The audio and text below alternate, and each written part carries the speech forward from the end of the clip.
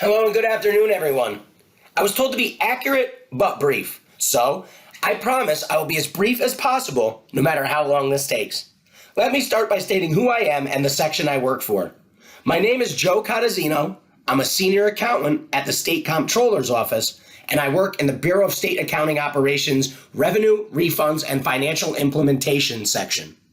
My unit is responsible for processing the revenue transactions and subsequent analysis of those transactions to ensure accurate reporting of New York State revenues. Here is a snapshot of the state's revenue collected for last fiscal year. As you can see, the state brought in roughly $177.5 billion last year, with taxes accounting for almost half of that money. It really is amazing the amount of dollars we are talking about. This slide also shows the three main categories of revenue that we report on: taxes, federal receipts, and miscellaneous receipts. All of the reporting we do, as well as the statewide financial system account structure, is based on these high-level categories. Within these high-level categories, there are several medium and lower-level breakouts for more detailed and specific coding and reporting. These are the four main categories of taxes that OSC reports on, as well as some of the higher dollar amount subcategories within each. As you can see, personal income taxes account for more than half of the $82.9 billion total tax dollars collected by New York State, which is the second highest revenue source behind federal grants. Taxes are collected on a daily basis, but we generally see peak periods based on monthly and quarterly filings. Reporting is done via certified numbers sent to OSC by the New York State Department of Taxation and Finance. All tax collection accounts are sole custody bank accounts of OSC. All deposits typically include some form of tax return and are made by the Department of Taxation and Finance. Depending on the tax type and dollar amount, deposits are made via lockbox or ACH. For income tax and sales tax, deposits include a local share.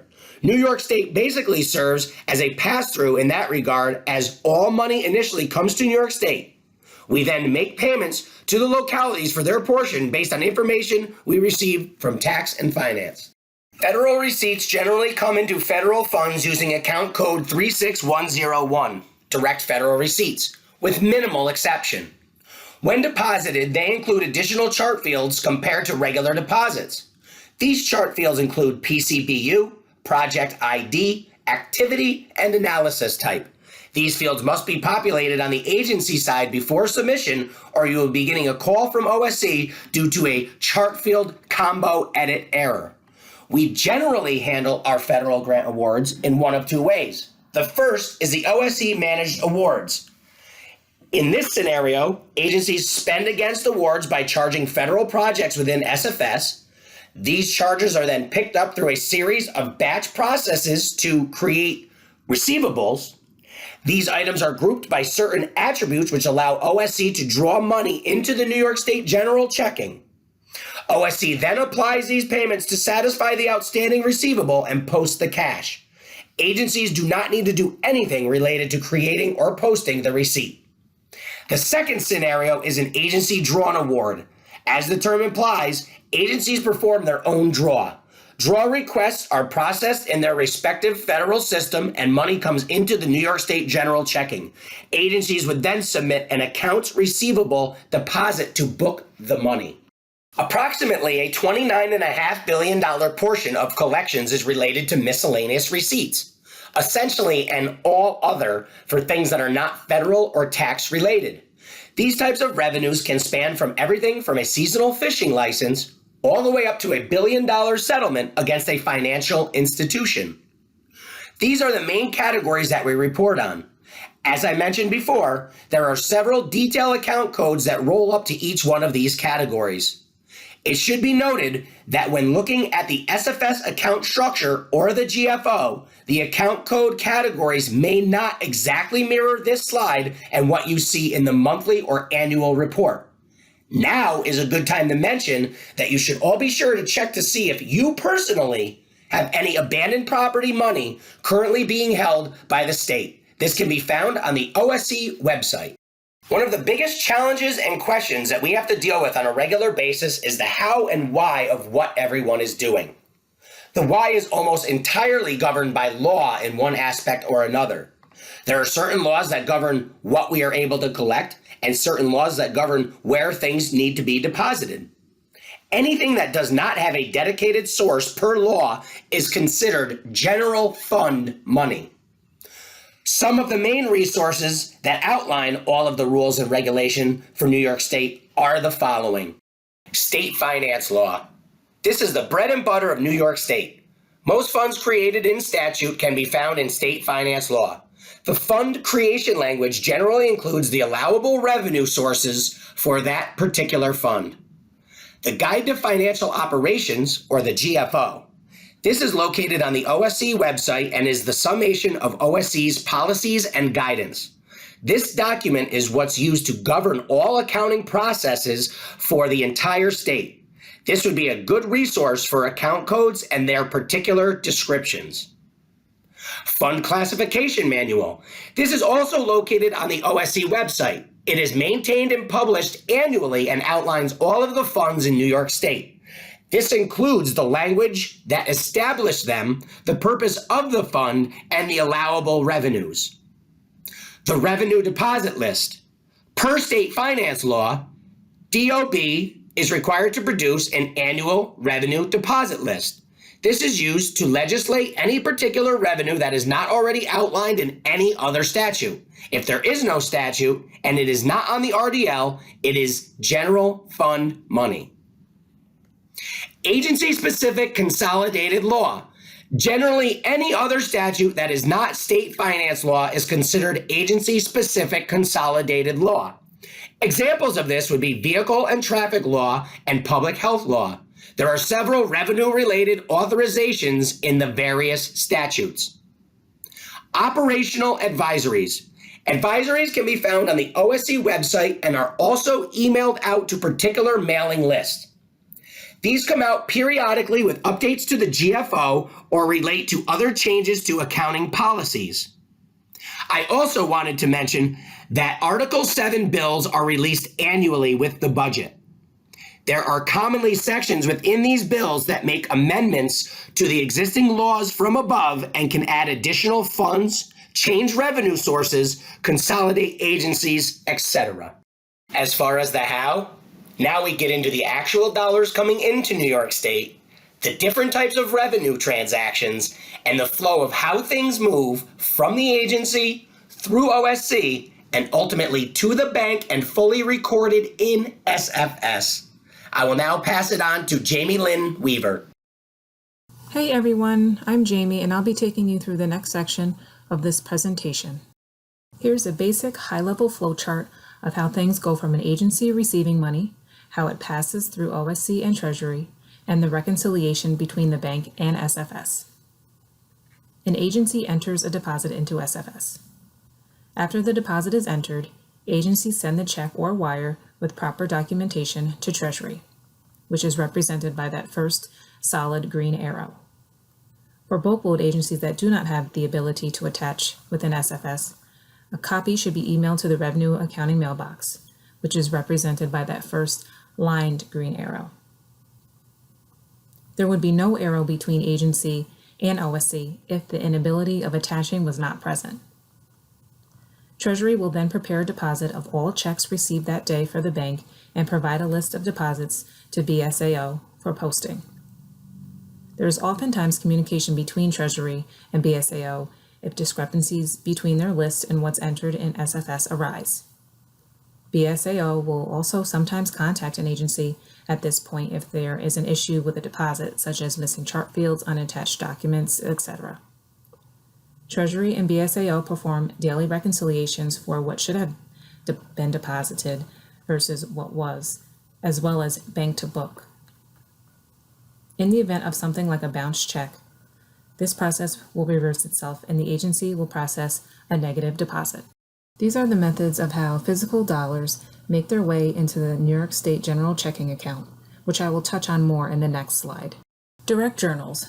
This is the main mechanism for agencies to enter their receipts on a daily basis, and there are two windows within SFS to accomplish this: the regular deposit screen and the Create Accounting Entry screen. The regular deposit screen is used to record the bank-related information in SFS, and provides additional fields that agencies may elect to use for lower-level reporting needs, such as revenue contract number, expense report reference number, customer ID, etc. An agency would also attach required documentation to their deposit on this screen.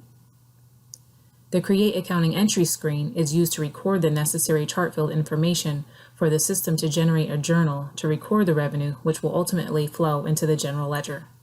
Only revenue account codes, which begin with a 3, should be used on this screen. Keep in mind that certain funds and/or accounts require additional chart fields, such as a product code or when federal funds are being recorded. Cash Management Sole Custody Sweeps. For sole custody sweeps, the cash management unit within BSAO uses the Treasury module in SFS to sweep sole custody accounts on a daily basis. These sweeps are based on imported bank statements and specific rules set up within SFS. These rules are based on the needs of the agency and are generally determined at the time the bank account is set up. The transaction is recorded via template with the chart strings predetermined between OSC or the agency. It is one of BSAO's ongoing efforts to determine if these sweeps are indeed coded correctly or could use modification.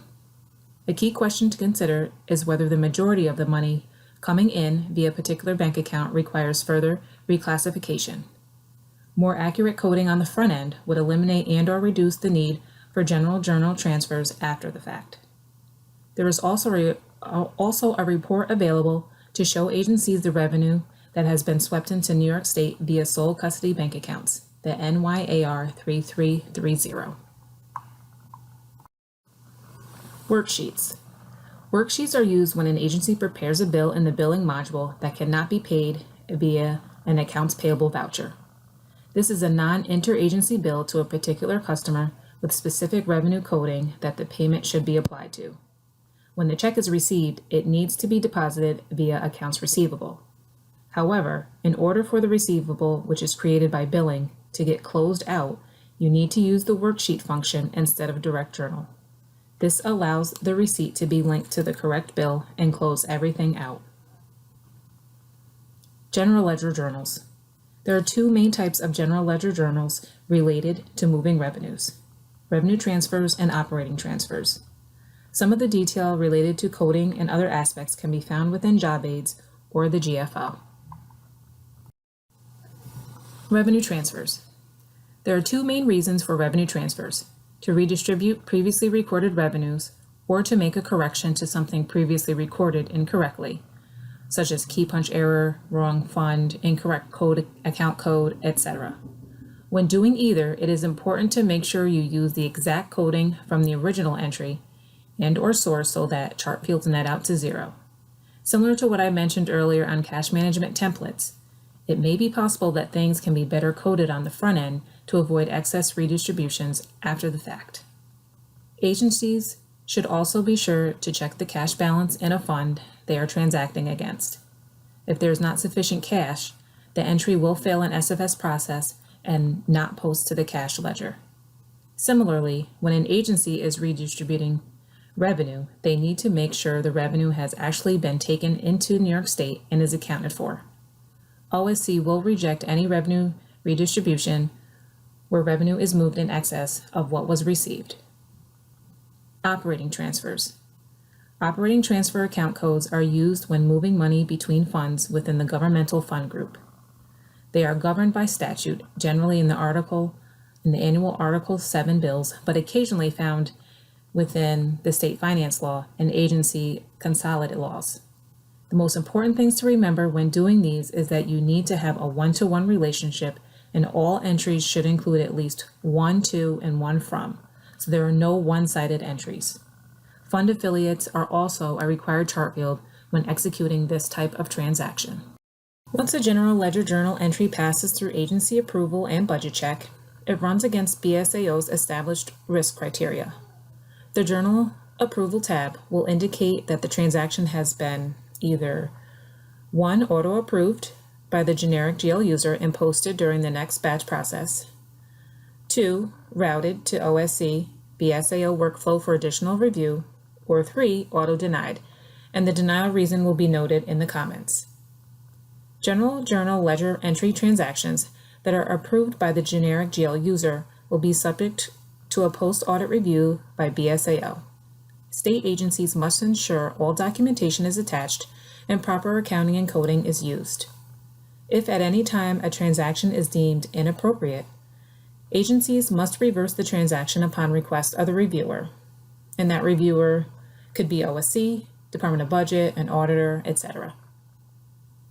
Selection criteria will be updated as agency risk conditions change, and those changes may include new programs, non-compliance, or legislation updates. David Trestick will now take you into the next section of this presentation.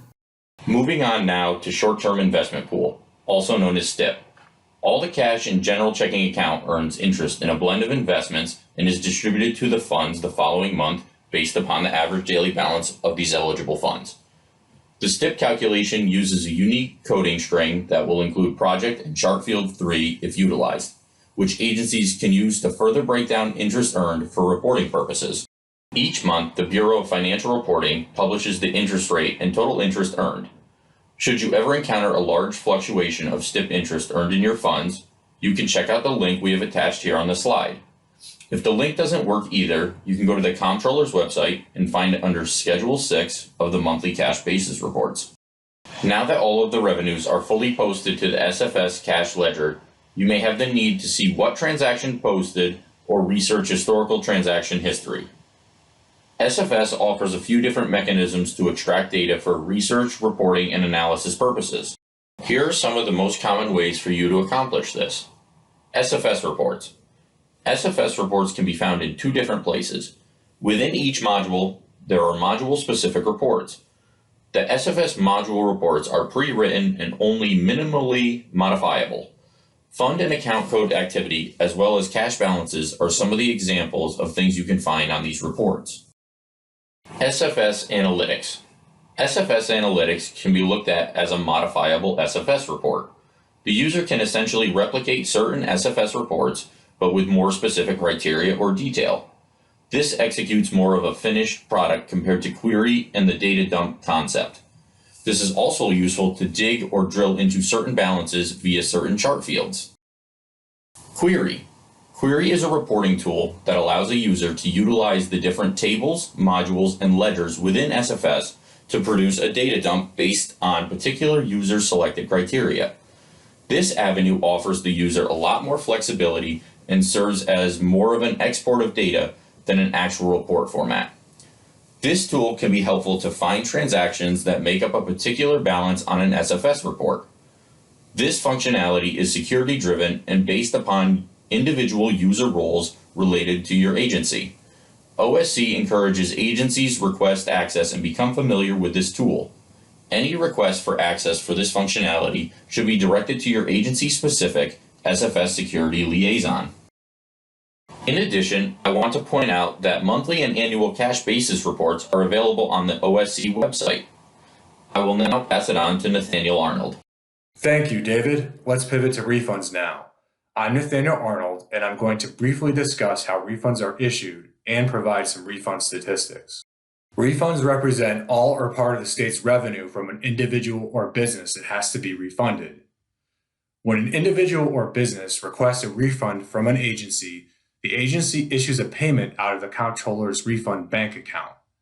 Most of the payments are made by check, but there are some instances where payment is sent by ACH, such as refunds to the federal government. In order to issue a refund, agencies must submit a single payment voucher in SFS using agency-assigned single payment supplier IDs beginning with 02. These supplier IDs are set up by the OSC Vendor Management Unit as needed. A separate single payment voucher must be submitted for each payee receiving a refund, as the agency must manually enter a payee's name and address on the voucher for a single time use. Every voucher submitted must be audited and approved by the OSC Bureau of State Expenditures. And any communication received by OSC from a payee regarding the status of their payment, an explanation for the purpose of the refund, or request to have a payment reissued will be forwarded on to the issuing agency for resolution, as OSC does not maintain payee information. Here is a diagram overview of the flow of funds from when an agency collects revenue to when a refund is issued. Let's use a DMV refund as an example and go through each box. To start, let's say that DMV receives money for an auto registration fee and it gets deposited into the state's general checking account to their specific agency revenue coding. Then, the payee later cancels their registration and it is discovered that they are owed a partial refund of their registration fees. DMV must then submit a single payment voucher in SFS using their assigned single payment supplier ID beginning with a 02 and charge fund 70200, which is the comptroller's refund account fund. This voucher will not charge the agency's appropriation. The voucher will flow through to the Bureau of State Expenditures workflow for their audit and approval. After the voucher is approved, it will post and run through the SFS nightly pay cycle and create a check to be mailed to the payee name and address entered on the voucher. After a check is created, Osce Bureau of State Accounting Operations will prepare accounting entries in SFS to fund the payments charged to the 70200 Comptroller's Refund Account Fund, and instead charge the agency's revenue coding where the revenue was originally deposited. This slide allows us to review the refund issuance data for the 2019 calendar year and provides us with a picture of the main agencies involved in the refund process. The table on the left shows that about $2.8 billion in refunds were issued to individuals and businesses in 2019, which was mostly made up of tax refund dollars. Underneath the table on the left, you'll see that we issued a count of about 1.1 million refund checks in 2019, and 60% of those checks were issued by DMV. So even though DMV issued the largest number of refunds, tax still issued the highest dollar amount due to larger dollar checks. So what happens after a refund has been issued if it never gets cashed due to reasons such as it got lost in the mail or it was made out to the wrong payee? Any requests an agency receives from a payee regarding refund reissues, cashed check copies, or forgery claims must be submitted by the agencies on an AC 3337 form to refunds@osc.ny.gov. If a payee needs a check reissued, the agency would select the appropriate box on the AC 3337 form for either no changes or changes. The No Changes box should be selected when all of the information on the original check is correct and a replacement is needed due to reasons such as it got lost in the mail or damaged. The original check will be canceled and a new check will be issued from the same voucher with all of the same information on it. The Changes box should be selected when the information on the original check is incorrect or if it is found that the payee was not entitled to the funds. This option is mostly used to correct an address. In either case, the original check will be canceled, and if a new check is needed, the agency must submit an updated voucher in SFS for a replacement check to be issued. The OSC Bureau of State Accounting Operations is responsible for monitoring the bank account activity and handling returned checks. We are also responsible by law for performing an annual outreach for outstanding refund checks. This involves sending payees a letter listing any refund checks issued to them in the prior calendar year that are still outstanding. The letters are then returned by the payees to the agencies for processing using the AC 3337 form. OSC is then responsible for escheating any refunds checks that remain outstanding after the outreach has been performed. This involves canceling the outstanding checks and submitting the payment information to the Office of Unclaimed Funds. Any future inquiries from payees regarding these checks would then be handled by unclaimed funds. Contact info for questions. For tax receipt questions, email Revenue Tax Reporting, which is revtaxrptg@osc.ny.gov. For revenue deposits, revenue transfers, STIP, or any other revenue questions, email revenueaccounting@osc.ny.gov. For refund questions, email refunds@osc.ny.gov. Thank you, and we will now be moving to the questions and answers segment of the presentation. We have some questions here. The first one, why does the slide state fiscal year 1920 and not fiscal year 2021? And just as a clarification, it's dealing with the miscellaneous receipt slide with various statistics. So we used 1920 instead of 2021, the current fiscal year, just so we could get a full year of statistics. Hope that answers that question. I'm Smiley. I think the other question was that slide 14, whether we had sent an advisory regarding our updates to workflow. This is Krista. We actually issued Operational Advisory 31, I found, back in July of 2019. Okay. Thank you very much. Appreciate everyone for participating or attending this conference. Thank you. And if you have any questions, again, just email us at revenueaccounting@osc.ny.gov, and we'll be happy to get back to you. Probably put something in the subject matter fall conference question. Thank you.